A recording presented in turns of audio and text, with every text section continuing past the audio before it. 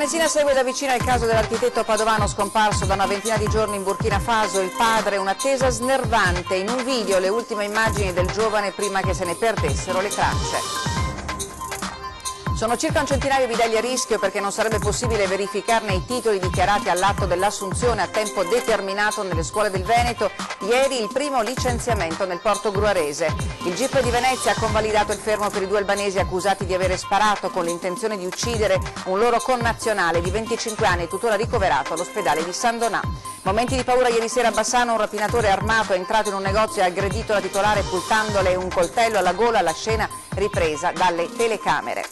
Analisi preoccupante della CGIA di Mestre sul reddito di cittadinanza, la metà della spesa, circa 3 su 6 miliardi di euro previsti, potrebbe finire nelle tasche di persone che lavorano in maniera irregolare. Buona la partenza dei saldi in provincia di Padova, secondo i primi dati le vendite sono in aumento rispetto all'anno scorso del 4%. E buonasera a tutti voi, lo avete sentito dai nostri titoli, sono settimane di angoscia, quelle che sta vivendo la famiglia di Luca Tacchetto, il giovane scomparso in Africa da oramai 3 settimane. In attesa di notizie il padre Nunzio, ex sindaco di Vigonza, non esclude di andare di persona in Burkina Faso. Sentiamo. È una tragedia perché non abbiamo un'idea, perché trovo inverosimile che 2 ragazzi giovani bianchi in mezzo a gente di colore, la loro terra, con un'auto straniera, non abbia lasciato nessuna traccia per così tanto tempo. È un'attesa di notizie snervante e dolorosa, quella dell'ex sindaco di Vigonza, Nunzio Tacchetto, e della sua famiglia. Dal 15 dicembre non hanno più notizie di Luca, 30 anni, uno dei 4 figli, partito da qui il 20 novembre per raggiungere il Togo assieme alla canadese Edith Bias per un progetto umanitario. Un viaggio di 10.000 chilometri attraverso l'Europa e l'Africa, le cui notizie si sono improvvisamente interrotte in Burkina Faso. Ci entusiasmava anche perché era un mondo nuovo per noi e quindi ci interessava anche sentire come la vedeva lui dal campo. Quello che è strano ha voluto andare in macchina, questo sì, perché in macchina con volo d'aereo è più facile, cosa che a noi naturalmente volevamo a tutti i costi, ma che non era possibile. C'è stata una discussione sulle modalità con cui arrivare. Un uomo di 30 anni ha la libertà di fare quello che vuole. La denuncia ai carabinieri di Vigonza è del 24 dicembre, dalla Farnesina all'Interpol, dall'ambasciata in Costa d'Avorio, sede competente per il Burkina Faso, ai contatti anche informali, ad esempio con ordini religiosi che hanno missioni in quei luoghi. La ricerca di notizie non ha portato per ora nulla. Non mi sento di dire che sono morti, questo sì, o non mi sento di dire che siano rapiti, però è la tragedia nostra tragedia, è la sofferenza nostra, quella di non avere notizie, di non avere agganci, di non avere soluzioni, di essere qui ad aspettare. È intenzione nel caso di recarsi di persone? Se serve partiamo anche subito, noi siamo pronti a tutto. Tra gli aspetti di cui ha preso coscienza in queste settimane la famiglia Tacchetto c'è il doversi confrontare con una realtà diversa dalla nostra. L'Africa, specie quell'Africa, non il Marocco ad esempio, non ha una polizia e non hanno strumenti come i nostri, ecco, questa è la grande diversità, e non hanno la mentalità nostra e non hanno i tempi nostri, e quindi tutto deve cambiare nella nostra testa. Luca Tacchetto teneva costantemente aggiornata la sua famiglia, raccontava loro di tutti i suoi spostamenti. Ecco l'ultimo video inviato dal giovane prima che se ne perdessero le tracce.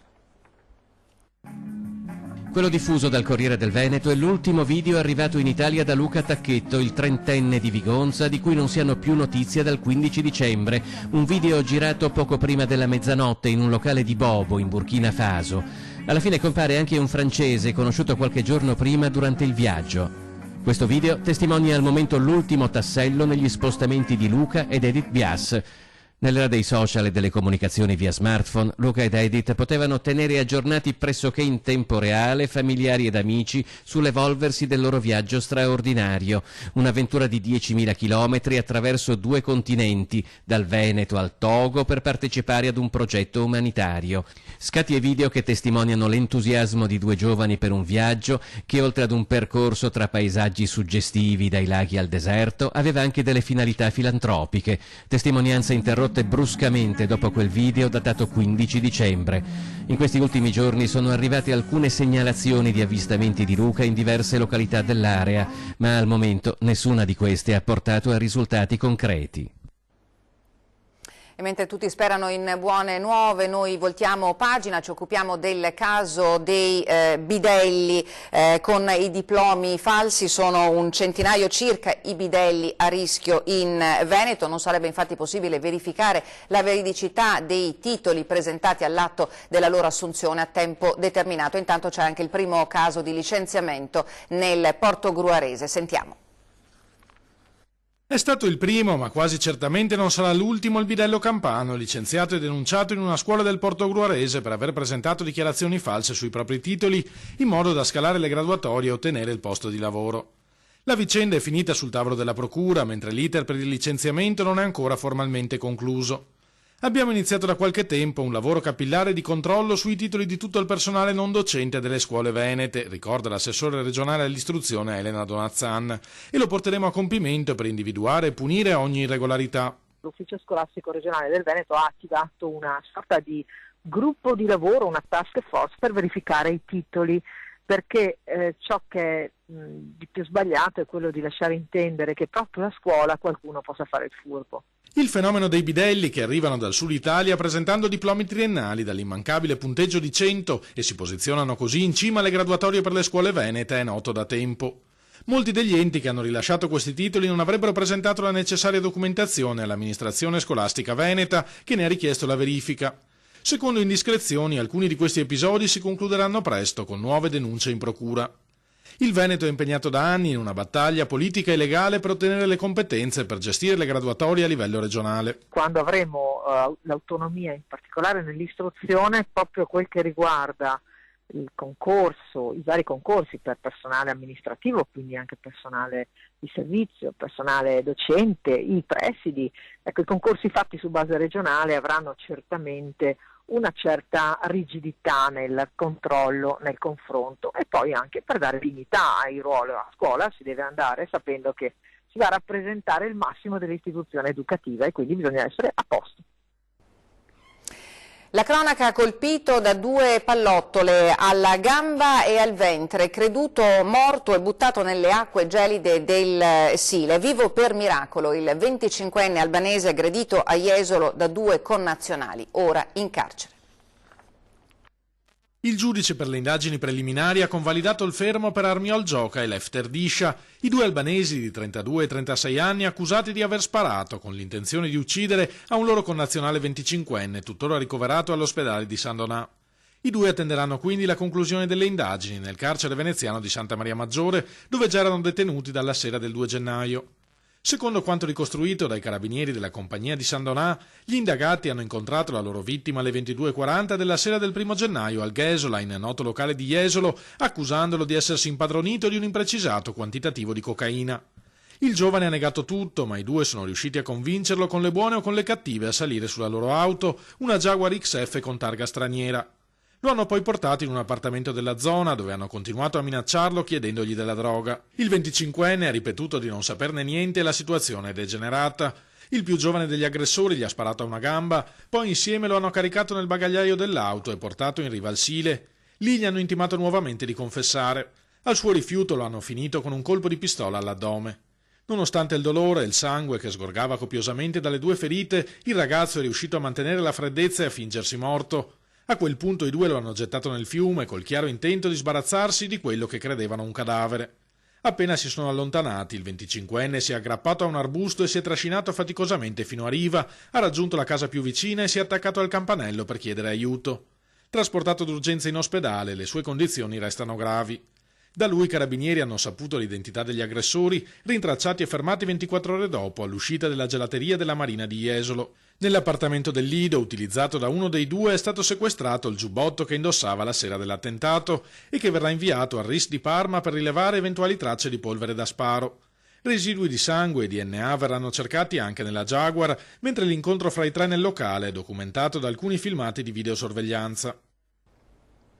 E purtroppo è arrivata la conferma: il corpo trovato in un canale a Mira è del rugbista di 19 anni scomparso lo scorso novembre. Non c'è più alcun dubbio. Il corpo in avanzato stato di decomposizione trovato il giorno di Santo Stefano a Mira nelle acque del canale che costeggia via Argine Sinistro appartiene a Henry e Rafael Kasim, il rugbista 19enne italo-nigeriano scomparso a fine novembre dopo una lite con i genitori. La conferma è arrivata dall'esito dell'esame di comparazione del DNA svolto presso l'Istituto di Medicina Legale dell'Università di Padova e allo stato la causa della morte è attribuibile all'annegamento. Il corpo infatti non presenta segni di violenza. Il sospetto che potesse trattarsi di Henry era già molto forte. Sconvolto il primo cittadino Marco Dori. È veramente un dolore forte, fortissimo, enorme, che ha colpito tutti. Il pensiero va alla famiglia, a cui ci stringiamo per un grande cordoglio. Henry, insomma, è una persona che si è sempre distinta per solarità, per amore verso gli altri, e questo non fa che farci soffrire ancora di più. Henry Rafael, promessa del rugby italiano, studiava scienze politiche a Padova e giocava nel rugby Riviera. Intorno alle 2 di notte del 26 novembre scorso, dopo una discussione, si era allontanato da casa inviando messaggi ai familiari e alcuni amici, senza poi dare più alcuna notizia di sé. I carabinieri del nucleo operativo di Venezia hanno lavorato intensamente in questi mesi nella speranza di ritrovarlo. Il sindaco non ha intenzione di lasciare sola la famiglia in questo tragico momento. Sono già state fatte delle iniziative. Altre ne metteremo in campo, naturalmente sempre ascoltando anche il gran cuore che c'è nella nostra città. Momenti di paura ieri sera a Bassano: un rapinatore armato è entrato in un negozio e ha aggredito la titolare. Tutto è stato ripreso dalle telecamere.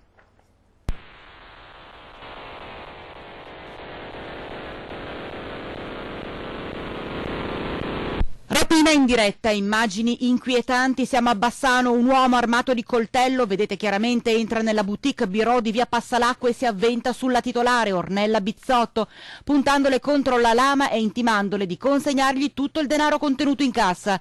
Non contento del bottino, 300 euro, il rapinatore tenta di chiuderla in uno sgabuzzino.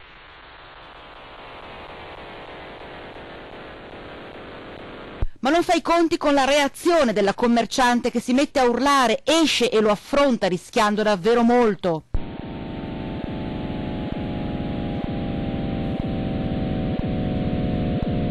Mi ha un po' spintonata.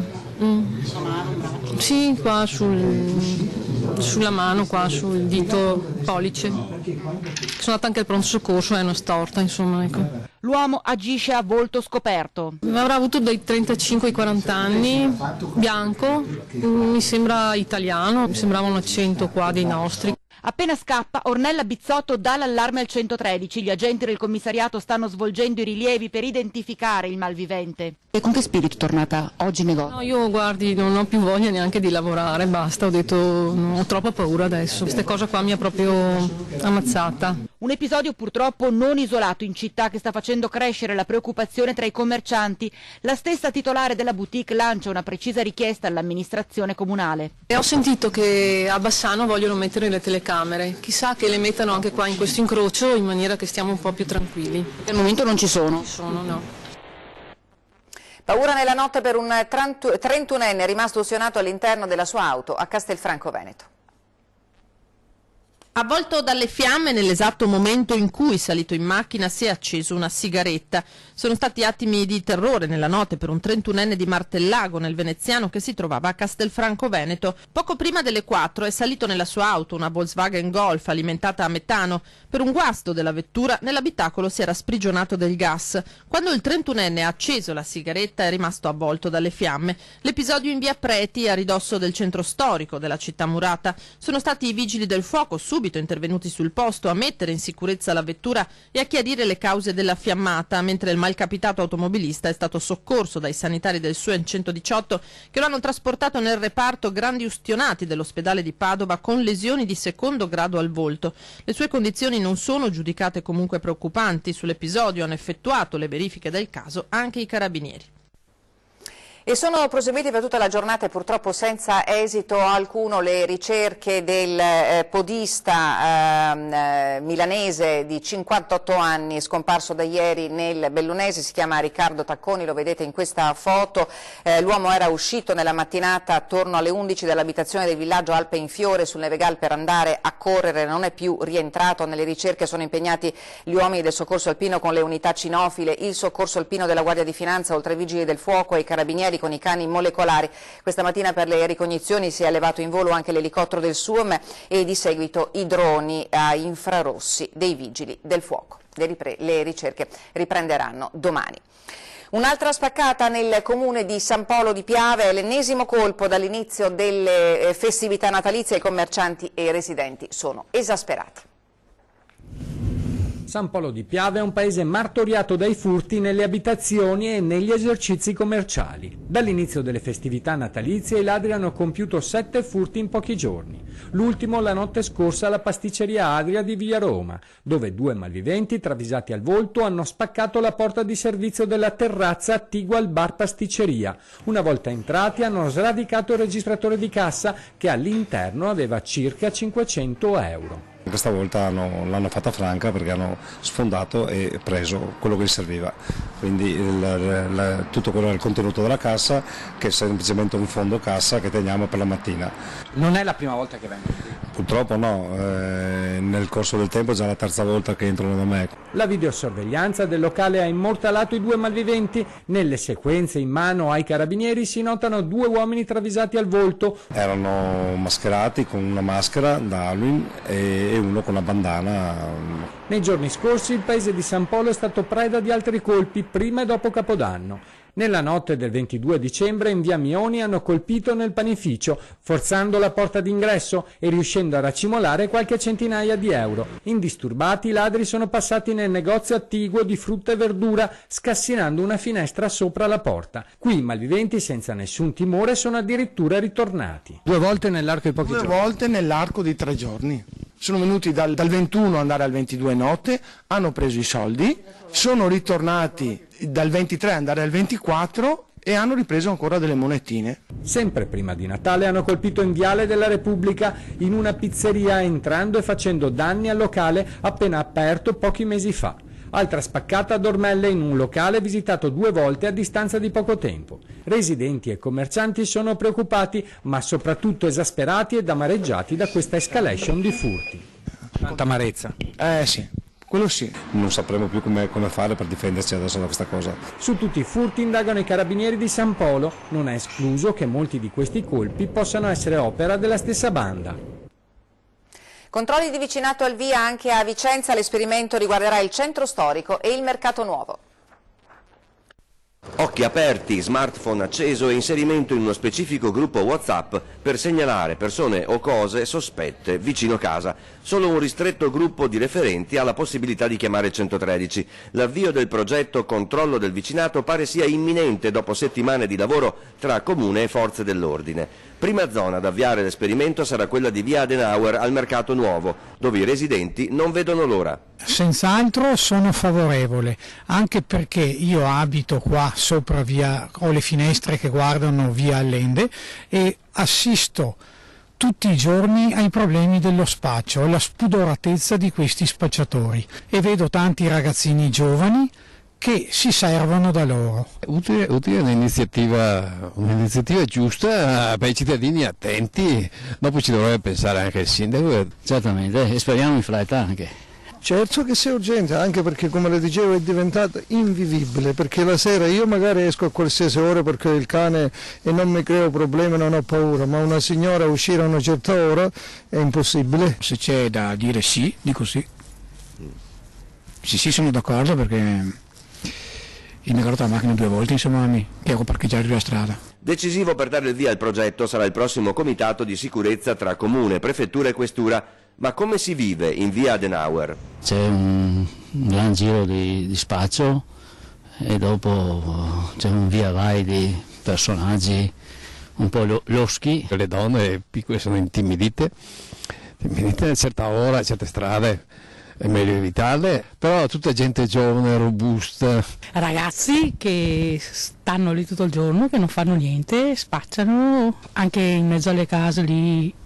Io da sola non ci passo più, come un'altra stradina a fianco al parco giochi, anche lì non ci passo più da sola. Ci fermiamo per una breve pausa, a tra poco.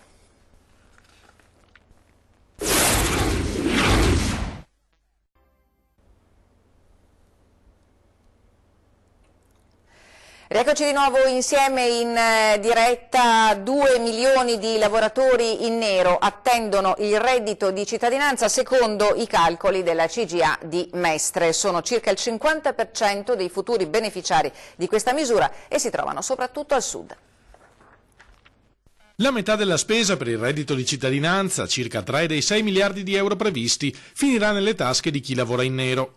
La stima è dell'ufficio studi della CGA di Mestre, che ha eseguito una serie di calcoli matematici sulla base delle anticipazioni apparse nei giorni scorsi sulla misura. In Italia ci sono, secondo l'Istat, 3.300.000 persone che fanno attività in nero in maniera irregolare, quindi non pagano né tasse né contributi. Se noi praticamente sottraiamo prudenzialmente 1,2 milioni, 1,3 milioni che sono lavoratori dipendenti o pensionati che non hanno titolo a chiedere il reddito di cittadinanza, risulta quindi che circa 2 milioni di persone che appunto svolgono attività in nero potrebbero essere nelle condizioni di presentare la domanda. Sono calcoli prudenziali, puntualizzano dalla CGA, data la difficoltà di ottenere dati precisi sul numero esatto di lavoratori in nero presenti in Italia.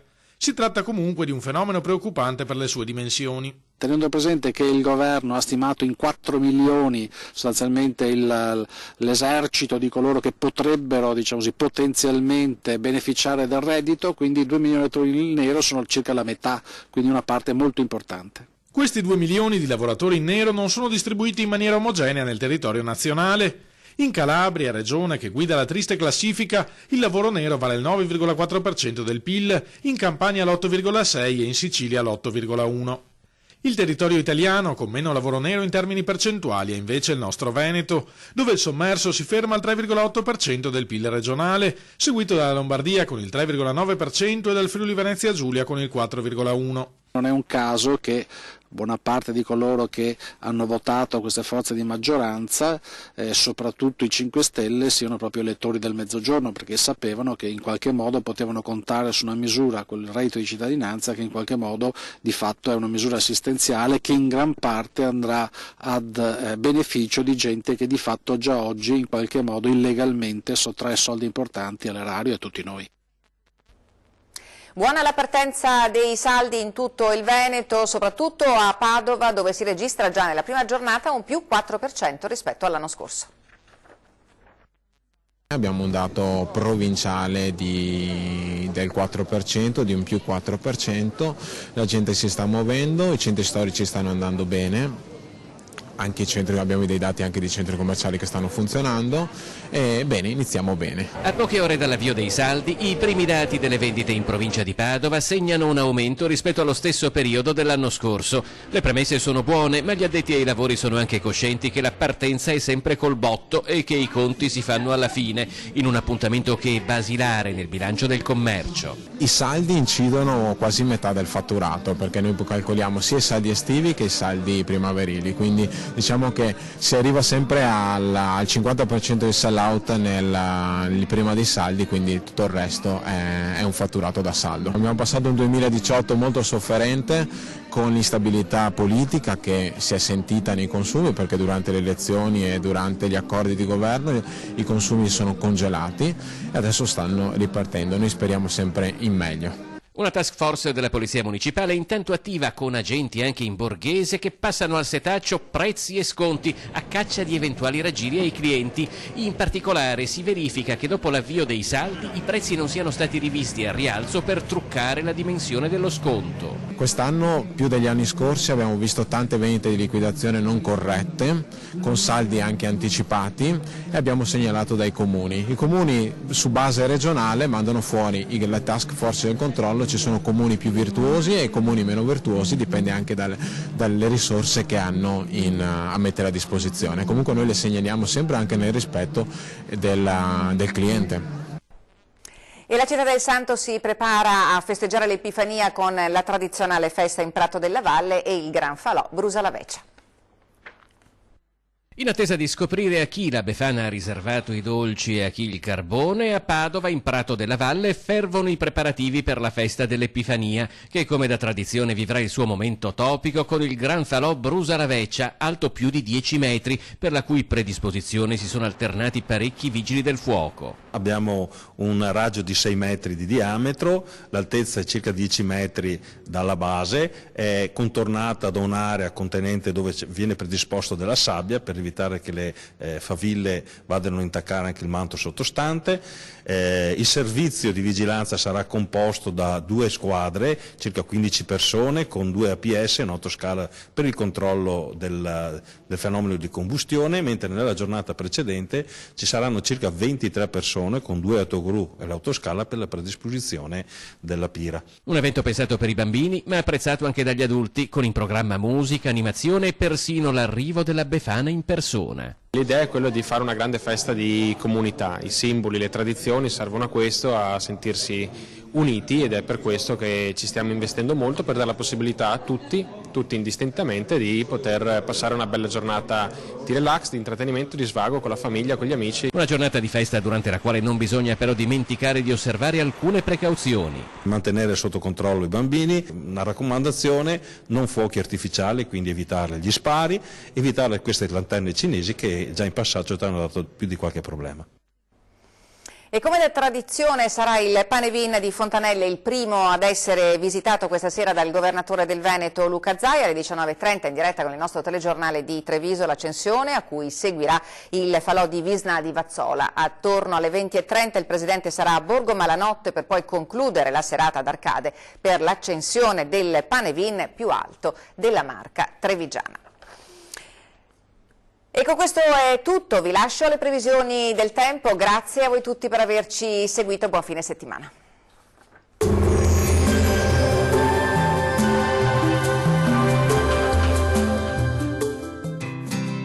L'Unic Star, le uniche pagliette antibatteriche in commercio, prodotte anche per i marchi più importanti, sia nazionali che internazionali.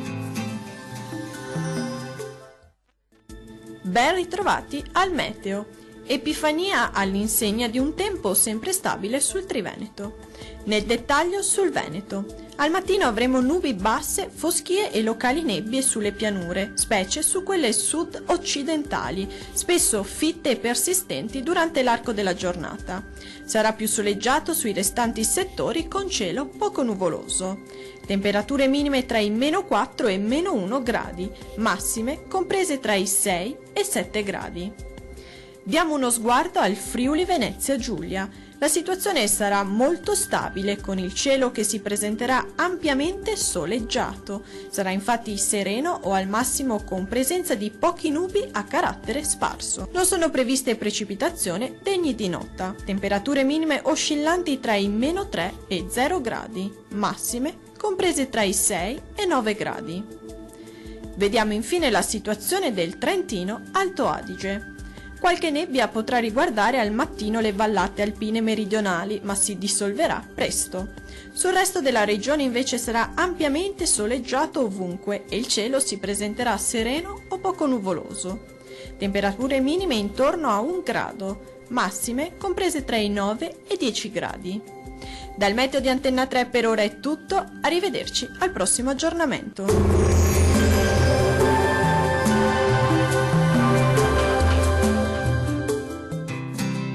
L'Unic Star, le uniche pagliette antibatteriche in commercio, prodotte anche per i marchi più importanti, sia nazionali che internazionali.